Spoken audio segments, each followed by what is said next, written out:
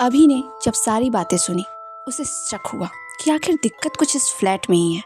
वो उसकी सोसाइटी में बिना किसी को कुछ बताए उस फ्लैट में छुपकर कैमरा लगाकर वहाँ की सारी गतिविधियों को रिकॉर्ड करने लगा और उस फ्लैट पर नज़र रखने लगा। सुबह अभिमन्यु और उसकी टीम सेक्रेटरी के घर आ पहुँचते हैं। सेक्रेटरी बोलता है कि सर आप लोग सुबह सुबह यहाँ। अभिमन्यु कहता है कि राकेश कहाँ है। तो सेक्रेटरी जो राकेश का पिता होता है वो कहता है कि वो तो अपने साइकेट्रिस्ट के पास थेरेपी के लिए गया है। अभिमन्यु कहता है कि राकेश की जान को खतरा है और अभिमन्यु कहता है कि सबको बुलाइए, पूरी सोसाइटी को जमा कीजिए। जब सारे लोग जमा हो जाते हैं तो अभिमन्यु लेडीज कांस्टेबल को कहता है कि संजना को पकड़ लो, उसे गिरफ्तार कर लो।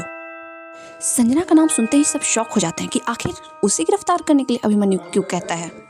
संजना का नाम सुनते ही सब पूछते हैं कि क्यों, आखिर संजना का नाम इन्होंने क्यों लिया, उसे पकड़ने के लिए क्यों कह रहे हैं। सब पूछते हैं कि आखिर संजना ने क्या किया।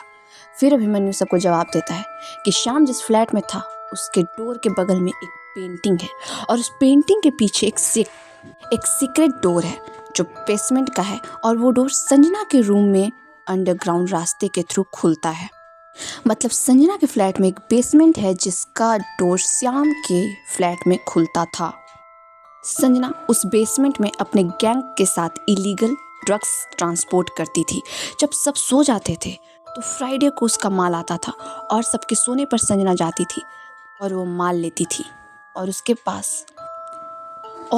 पास श्याम के फ्लैट की चाबी भी थी जिससे वो फ्लैट खोलती थी और अपना काम करती थी। और ये सब काम वो राकेश के फेस मास्क पहनकर करती थी जिससे किसी को उस पर शक ना हो।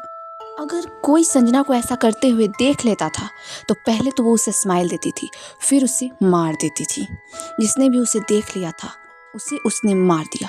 और संजय, तुम्हारी वाइफ ने सुसाइड नहीं किया था, संजना ने ही उसे मारा था।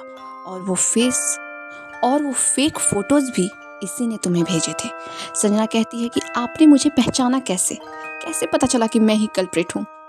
अभिमन्यु कहता है कि केस में हर टाइम तुम हमारी बातें बहुत गौर से सुन रही थी और कल तुमने फेस मास्क ही पहन लिया था लेकिन अपनी वॉच चेंज करना भूल गई थी और सैंडल भी।